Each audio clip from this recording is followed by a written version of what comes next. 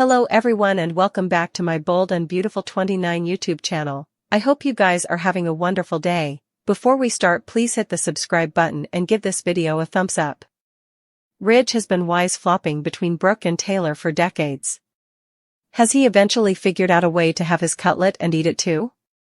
Ridge and Taylor are officially engaged after a cringy offer last week, and Brooke Logan is losing her marbles. Brooke believed that Ridge's reunion with Taylor would end last. She was blindsided when Nick told her about her partner's engagement. But, why did Ridge really say yes?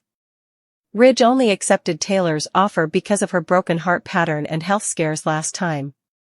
With Taylor's heart history, Ridge presumably would have killed her if he didn't say yes. He agreed to marry her, but whether or not he actually sets a marriage date will be an entirely different story. Brooke is too familiar with Taylor's heart condition. Ridge could use that as a reason for the offer. In his defense, it's a suitable legal bone. Now that Nick is back in city, Ridge is starting to realize he may still be in love with Brooke and doesn't want her to move on. Brooke is so hopeless to get her man back, she might indeed agree to see him in private and hide their relationship from his fiancée until it's safe to leave her without killing her. Brooke is a fool to give Ridge the time of day after he got engaged to Taylor? Will Brooke stay for him until Taylor can handle getting ditched? Taylor is doing whatever she can to keep Ridge in her life. She indeed popped the question still, we're on to her. They suspected that Taylor pulled this hopeless attempt so she could have her man. Taylor showed up for a good reason. She wanted to spend further time with her family, especially since she originally allowed. She had heart complaint. Taylor entered an alternate opinion and learned that she has broken heart pattern. Her health drag brought Ridge back into route. The Forrester Creations failure forced them back together. Ridge assumed that Brooke was in on the plan. He left her for Taylor. He's remained married to Taylor ever ago, but she proposed to secure him. But is she doing further to keep him around? B&B suckers presume about Taylor's rearmost trick. It's possible that she might have asked Nick to return to Los Angeles to invite Brooke. Taylor sounded satisfied when she heard about his return. Keep Brooke and Ridge piecemeal. Taylor is hopeless by using Nick to distract Brooke from Ridge. I can see that, as it would be Ridge's way out of the relationship.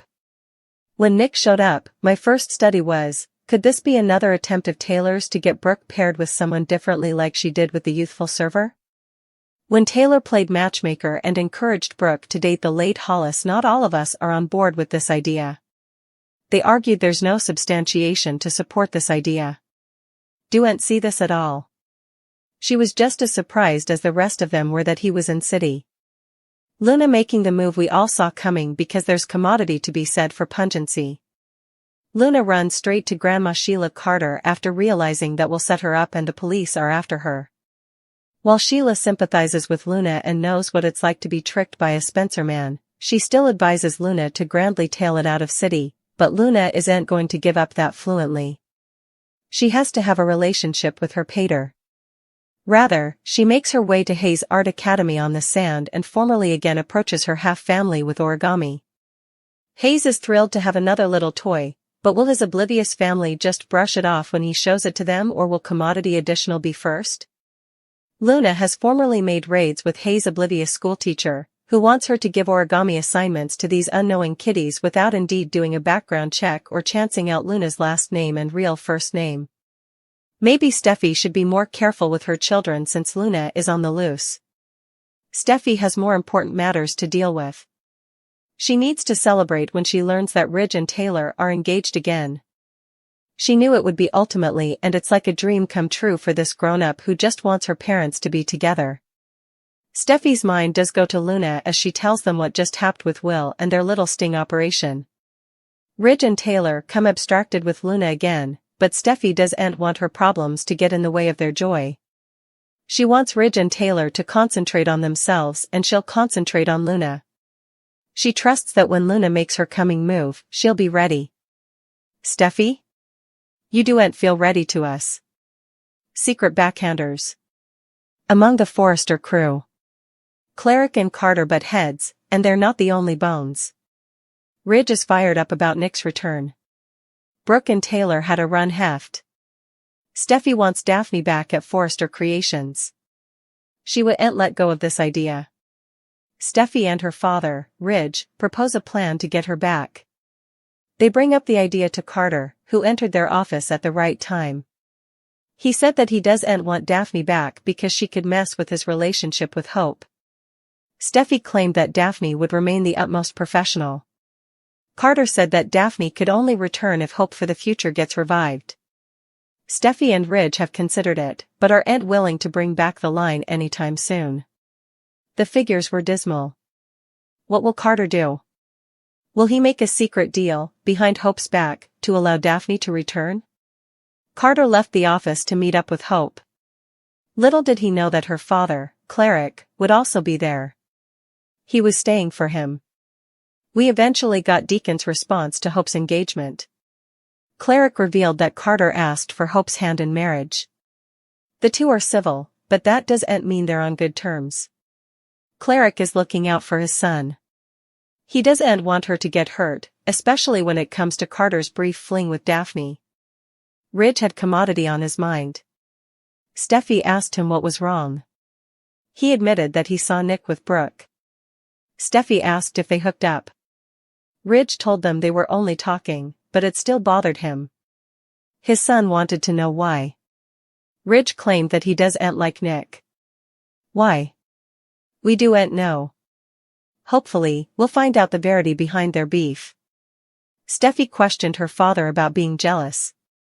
She thinks it'll make Brooke happy. Steffi also looked out for her mama and upset about her getting hurt. Taylor doesn't need guarding. She can hold her own. We can tell when she gets a visit from Brooke. It didn't take Taylor long to mention Nick. She thinks this is a great thing. Meanwhile, Brooke remained tight-lipped about what really happened with Nick. But why? Is she still keeping a door open for Ridge? Taylor sounded insecure about her relationship with Ridge. Perhaps part of her knows that he wants Brooke back. She's also apprehensive of his feud with Nick. She might try to hold on to this relationship to secure herself as the woman in his life. Will it work, however? Luna's is turning her attention to Hayes and effects are going to take several turns in the coming days. If you allowed. She was dangerous while obsessing over Finn. Just stay until you watch her helical out while trying to steal moments alone with her little family. Will anyone catch her before she does commodity fully and hugely insupportable? Brooke's life is about to take a turn. A veritably good turn. Her days of stewing for Ridge may soon be behind her when Nick shows up in city seeking her heart. She's the bone. Who got down and he wants her back poorly. He's in to fight tooth and nail for her love. Is she ready to leave the idea of Ridge before and chase a whole new fortune? Taylor says she wants to marry Ridge and hopes he wants the same. Nick must have watched this scene as he runs to Brooke to hearsay. Will lies to Luna and says he broke up with Electra. He says she doesn't excite him, which leads Luna to ask if he's attracted to Peril. She falls for his trap and the two engage in a kiss.